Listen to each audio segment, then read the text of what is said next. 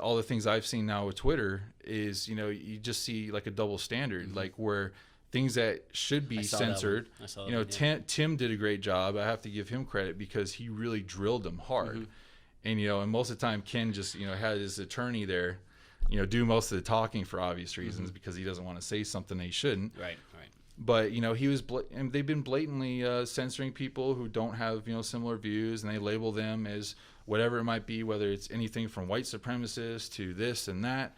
And, that's just very dangerous to start going down that path, because it will just snowball and it will just get worse because, it's always been that way. Yeah, They take a little bit and they take more and more until, what's left, only what they want you to see. I tend to think preventative measures are by far the way to go when you think about anything.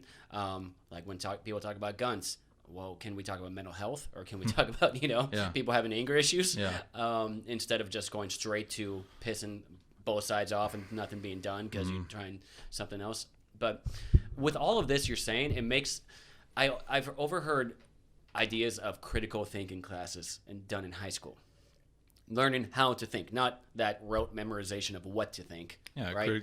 Just common critical sense. Thinking. How do you think? Well, we say common sense, but it seems to me, obviously you've heard the term not so common, but critical thinking, it's pretty hard to do because you're guarding against your visceral instinct. That's what it is. You're trying to look. What I said you do was look outside and see it. Like, I understand the inclination you have of not wanting to label yourself because people are going to immediately ascribe A, B, and C. Sean, okay, he's this, therefore he's... When you're far more complex than that, and everyone else is too, if they were to start thinking into things.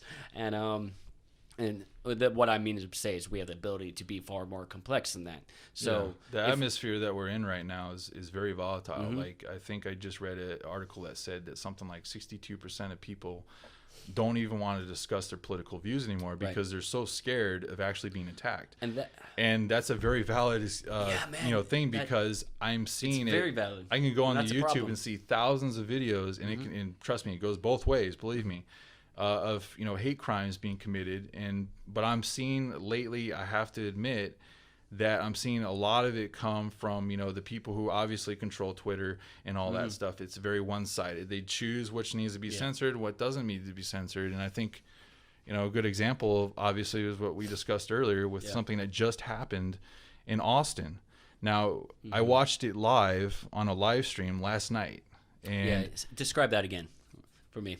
I was watching this guy, and he's walking down the sidewalk, and I remember I was on a live stream with a guy named Wolf, Neve or something like that, and he had multiple screens, 4 going at the same time, and I watched this, and these guys walking, and all of a sudden I was playing a video game too at the same time, and then I hear in the background like gunshots, and I immediately switch over and start watching it, and of course you can see this guy into this crowd because he surrounded the car, and supposedly this guy has an AK-47, shoots the car 5 times. Okay, and then this guy's freaking out, obviously, with the camera. He's like, oh, my God. And, of course, he's, like, ducking. He's hiding. And then you hear that, I guess it was about 4 shots. Now, I might be wrong because this just happened. I just found out about it. But, supposedly he shoots and kills the guy. Well, like 5 minutes later, or not 5 minutes later, it was about 5 hours, sorry. In the morning, I wake up today, and I see that somebody had already posted on Twitter, for example, says Trump supporter shoots peaceful protester. And the problem right then and there is that's obviously probably not accurate, I would say. And somebody can share that and say 50 million already Who made this tweet? I don't remember the username. I'd be very curious to see. I could take a few stabs at it of what side they're speaking off of. But that's very dangerous because, right now, if you post something like that that's not accurate, people could die, and we're at that situation, and someone just did die. And as a law-abiding citizen, from the facts that I got, was attacked, and he returned fire after the guy didn't. I don't know if he hit him in the car, but he returned the fire and he killed the guy. And then right off the bat, the mainstream media is completely changing the narrative into an inflammatory thing.